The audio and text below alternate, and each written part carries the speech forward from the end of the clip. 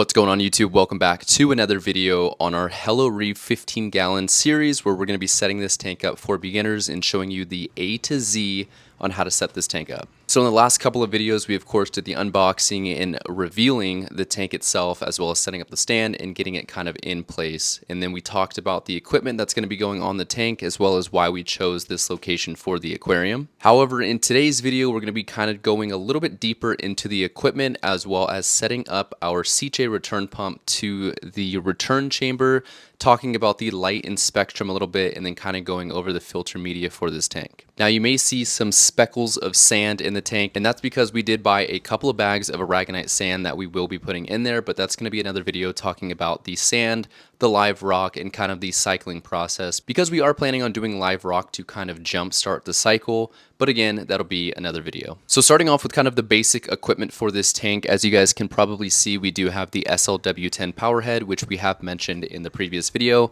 This did come out of my 30-gallon behind me, so it is a little bit dirty, and we'll be doing a white distilled vinegar bath for that, as well as the heater in the back. We have a Cobalt 50-watt heater, which is going to be going on this tank. Now diving deeper kind of into the SLW10, this is kind of a knockoff-ish pump. This isn't an Arrow. This isn't, of course, a Vortec MP10. So this is a Amazon pump from J-Bow.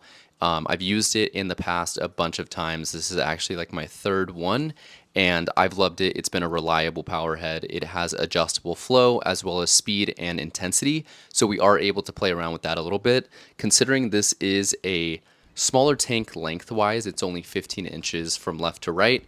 We don't want a pump that's going to be incredibly powerful. So there are nano pumps out there, like again in this 30-gallon behind me, we have a nano gyre pump, but it's a bit strong for this tank, which this is 36 inches and this is only 15. So something like that would be a bit too strong. I found that the SLW10 on its lowest setting is low enough for an aquarium this size, but if we do need a little bit more flow, we can turn it up and it actually gets quite strong. So it's got a nice variation of speed and intensity. Now moving on to our light up above, again, this is the Newsike K7 Mini. I keep referencing this tank behind me, but on my 30-gallon, we have the Newsike K7 Pro V3s. So this is like its mini little brother. The ones behind me are 120 watts, where this one is only 60 watts, but on an aquarium that is only 15 inches tall and doesn't have a very large footprint, this should be strong enough to grow our softies, LPS, and entry-level SPS corals. We're still figuring out exactly what corals we want to put into this tank, but if we get a high enough scape, we should be able to have enough par on the top part of that scape for any highlight corals that are going to need it.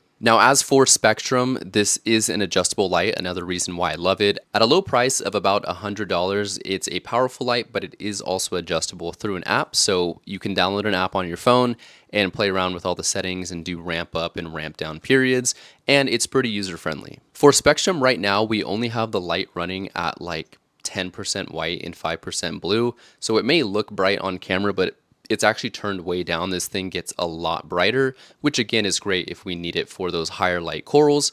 But for right now, just for display purposes, and especially once we start cycling this tank and kind of putting the live rock, I know I said we're going to do live rock to speed up the cycle, but of course for those first few weeks to even a couple of months, we're going to start out the light a little bit lower until we start getting more coral in the tank. Now moving on to the part where we're actually able to do something in the video, we're going to be hooking up the return pump. Very simple plumbing. I wouldn't even call it plumbing. It's just connecting a tube to a pump, but I'm going to show you guys exactly what we do and the return pump that we got again for this tank. We've got the CJ Micra return pump here. This is the pump that comes with the HelloReef tank kit.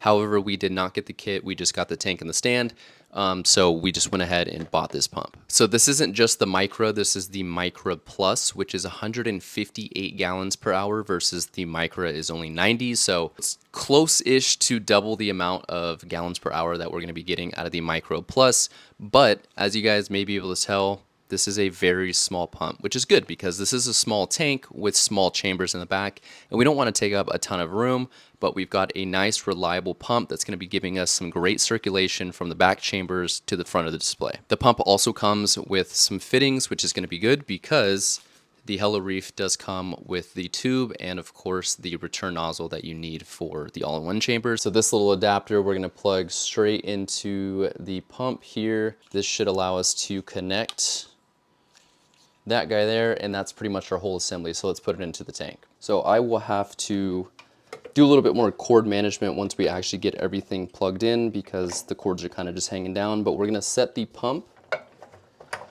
all the way at the bottom of the chamber, make sure it's seated at the bottom. There's even suction cups on the bottom of the pump that we're able to really seat it. And the nice thing about this return nozzle is it's threaded instead of just kind of pushed onto the tube.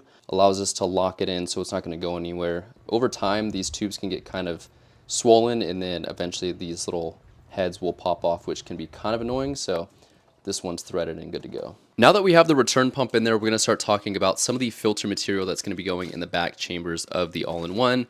The first start is this filter sock. So we normally don't run filter socks because cleaning them can somewhat be a hassle, but since we have it, we're going to rock with it and see how it does. We'll normally do filter floss where we're able to change that out every other day, which just keeps the tank a little bit more clean. If you are going to use a filter sock, we recommend getting 2, maybe even 3 of them. So that way, when you do a water change, you're able to take it out, clean it thoroughly, and let it dry out, and you'll have another one on hand just to throw in the tank. So setting this up, super simple. We're just going to take the end of the filter sock and run it through this little mount or this bracket, and it should sit flush somewhat so that the water can trickle over into the filter sock. And this is going to go onto the left side, right where those slits are, and the water comes into the all-in-one chambers. So let's go put it in. So I do like this setup. I'm somewhat of a fan. As you can see, it kind of just trickles over, and this is all blocked off here. The only reason I'm not really a fan is if this filter sock gets completely clogged up, the water's going to fill up pretty close to the top here until it starts falling over here. But it's just a little too close for comfort. But again, as long as we make sure that this thing is not dirty, we should be okay. Continuing our conversation on filter media, we have 3 types of filter media. We have made a video discussing what each of these does. So starting off, we've got our mechanical filtration. This is going to be, again, kind of like the filter floss or even our filter sock, which is going to take particulates and gunk out of the water. So that is a sponge. We'll be able to use that and kind of clean it out in some fresh RODI water and throw it back into the tank. The next one is our chemical filtration. So this is just a bag of carbon, but also like GFO. Any sort of filtration that is used to chemically alter the water or remove toxins is going to be your chemical filtration. So we've got carbon there. And then the last one is our biomedia. So these are really coarse like pellets. So there's a lot of surface area for beneficial bacteria to live on this. Of course, beneficial bacteria is going to live on our rock and sand, and that's going to be our main source of beneficial bacteria, but it's always good to have a little bit extra in the back of the tank as well. So that is all I've got for you guys. I know we're taking a little bit of time to set this tank up, but A, we want to make sure that we're going over everything A to Z on how to set this tank up. And B, even if we weren't making a video, we of course want to take our time and be patient, because it's better to come somewhat calculated before just rushing into it and setting the tank up. But we are getting very close to getting this tank wet. We've got all of the equipment. Of course, the tank can stand in place. We even have sand off to the side. We're able to make our salt water, and we've got all of these supplies necessary to maintain and keep this tank going. The only thing we need left is live rock. So in the next week-ish, we're gonna get this tank wet, filled up with the sand, make sure we've got the correct temperature and salinity, and then we'll go out and get ourselves about 15 pounds of live rock. So we're very close to getting this tank set up.